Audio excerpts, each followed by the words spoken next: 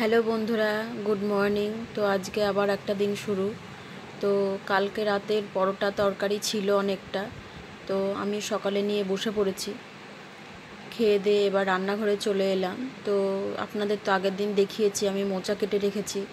তো মোচার মাঝখানেরটা পুরো গোটাটাই রেখেছিলাম একটু চিড়ে দিয়ে, এবার প্রেশারে দিয়ে সিটি মেরে নেব, মানে সেদ্ধ করে নেব।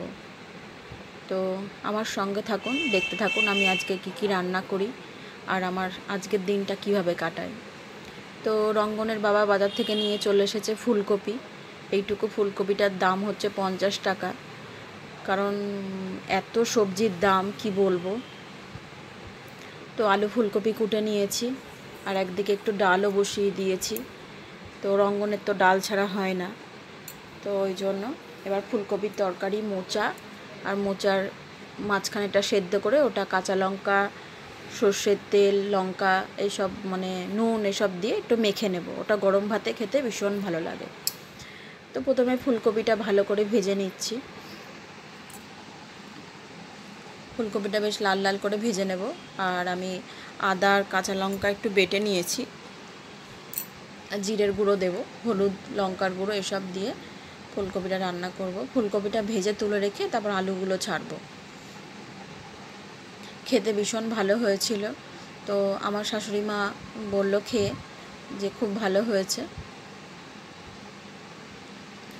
তো ফুলকপিটা ভাজা হয়ে গিয়েছে, এবার আলুগুলো ভাজছি। গোটা জিরে ফোড়ন দিয়েছিলাম।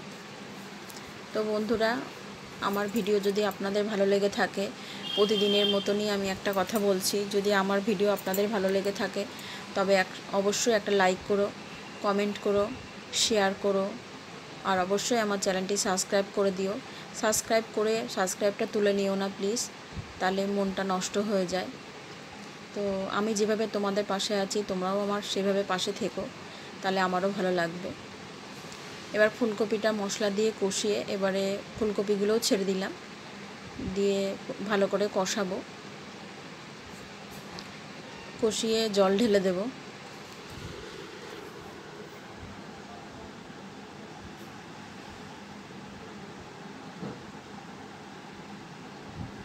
যেহেতু নিরামিষ, আর নিরামিষের দিনে আর কি রান্না করব, প্রতিদিন সকালবেলা উঠে যে শুরু হয়ে যাচ্ছে যে আজকে কি রান্না করব, মানে কি করা যায়, 4টে মানুষ খাবো দুবেলা। তো এবার মোচাটা সেদ্ধটা তুলে নিয়েছি, এবারে ভালো করে একটু চটকে নিচ্ছি হাত দিয়ে, দিয়ে একটু আলু কেটে নিয়েছি ছোট ছোট করে। গোটা জিরে ফোড়ন দিয়ে আলুগুলো ভেজে ঘি গরম মশলা দিয়ে আর কি মোচাটা রান্না করে নেব। এই সব রান্না আমার শাশুড়ি মা ভীষণ ভালো করে, মোচা টোচা। কিন্তু মার এতটাই বয়স হয়ে গেছে, মা এখন একদমই পারে না, চোখে কম দেখে। তো ওই জন্য আমাকেই করতে হচ্ছে। এতদিন তো মাই করে করে খাইয়েছে, তো এখন আমি রান্নাবান্না করি, যেহেতু মা এখন আর পারে না। তো হয়ে গেছে, এবার একটু গরম মশলা দিয়ে নামিয়ে নেব। ফুলকপিটা একটু ঝোল ঝোল রেখেছি, কারণ সবাই পাতে আমরা ডালমাল খাবো না, তো একটু ঝোল দিয়ে একটু ভাত মেখে খাবো, ওই জন্য একটু ফুলকপিটা একটু ঝোলঝোলই রেখেছি।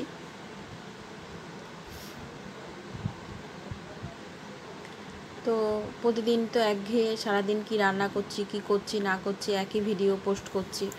তো আপনাদের ভালো নাও লাগতে পারে, তো নতুনত্ব কিছু আনার চেষ্টা করছি, কিছু ভাবনা ভেবেছি। তো সব কিছুই আপনাদের সাথে শেয়ার করব। তো আমার সঙ্গে থাকবেন, দেখতে থাকবেন। এবারে মোচাটা রান্না করে নেব। তো আলুগুলো ভাজা বসিয়ে দিলাম তেলের মধ্যে। তো আমার তেলের হাত ভীষণ বেশি, তো এখন একটু তেল কম কম দিয়ে রান্না করার চেষ্টা করছি, কারণ আমার একটু সমস্যা তো হয়ই। তো ওই জন্য আমি ভেবেছি একটু কম কম তেলে রান্না করব। এবার মশলাগুলো দিয়ে দিয়েছি, কষিয়ে মোচাটা ঢেলে দেব।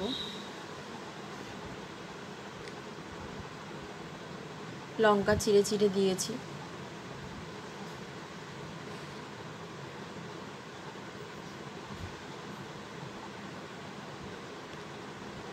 দিয়ে ভালো করে কষিয়ে একটু জল দিয়ে ঢেকে দেব।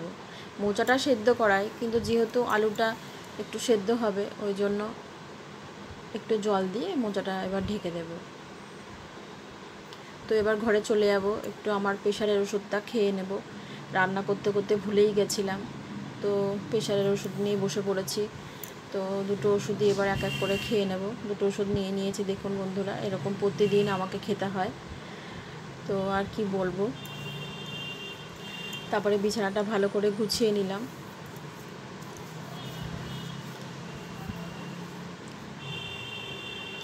যতই গোছায়, যতই যাই করি, এরকম বন্ধুরা প্রতিদিন একটা করে জবা ফুল ফুটছে। এখন আমাদের অসুচ, আমরা করতেও পারছি না, আর হয়েই যাচ্ছে একটা করে ফুল। পুজো আচ্ছা তো দিচ্ছি না। তো এই যে বন্ধুরা, এখন মাকে খেতে দেবো, তো নিয়ে বসে পড়েছি। মোচাটা এই যে নামানো হয়ে গেছে, আর আপনাদের সাথে শেয়ার করিনি। আর এটা হচ্ছে সেই মোচার মাঝখানের অংশটা। এবার এটা কাঁচা লঙ্কা নুন দিয়ে ভালো করে মেখে নেব, যেহেতু মাকে খেতে দেবো। এখন একটু সর্ষের তেল এসব দিয়ে ভালো করে মেখে নেব। আর এই যে ফুলকপি, তো যেহেতু একটা ঘর, ওই জন্য ঘরের মধ্যেই আমাকে সব কিছু রাখতে হয়। তো এখন 6টা বাজতে 5 বা 6টাই বাজে, একটুখানি স্লো আছে। তো রঙ্গন রেডি হয়েছে, আমিও রেডি হলাম। তো আমাদের পাড়ার মোড়ের মাথায় একটা গণেশ পুজো হয়েছে। তো বললো চলো না মা, আমাকে একটু নিয়ে যাবা। তো আমার শরীরটা ভালো লাগছিল না, তবু বললাম যে বাচ্চা মানুষ, চল তাহলে নিয়ে একটু ঘুরিয়ে নিয়ে আসি। দিয়ে ওকে নিয়ে একটু বেরোলাম। সন্ধেও হয়ে গেছে, আমরা চল। বেরোতেই তো রাস্তায় এত ভিড় না, ছেলেটাকে একা ছাড়তেও ভয় লাগে। তো ওর হাত ধরে ওকে নিয়ে হাঁটা শুরু করলাম। একদম বেশি দূরে না, একদম ওর আমাদের মোড়টাতেই, রাস্তার মোড়ের মাথাটাতেই। তাহলে চল তোকে ঘুরিয়ে নিয়ে আসি, ঠাকুরটা দেখিয়ে নিয়ে আসি। এই যে গণেশ পুজো হয়েছে, সব পাড়ার বাচ্চারা সবাই মিলে চাঁদা তুলে এই পুজোটা করেছে। এবার দেখলাম প্রতিটা মোড়ে মোড়েই গণেশ পুজো হয়েছে, প্রতিটা মোড়েই হয়েছে। আর অনেক জায়গায় ফাংশন টাংশনও হয়েছে। যাই হোক, বাড়িতে আসার সময় রঙ্গনকে একটা ফুটি কিনে দিয়েছিলাম। আর এসে দুজনে একটু চা নিয়ে বসলাম। ও বললো আমি হরলিক্স খাবো না মা, আমি চা খাবো। তোকে চা দিলাম। তারপরে রাত্রেবেলা ওর বাবা যেহেতু নিরামিষ খাচ্ছে, ওর বাবা ওকে একটা মোমো এনে দিয়েছে, একদম ভেজ মোমো।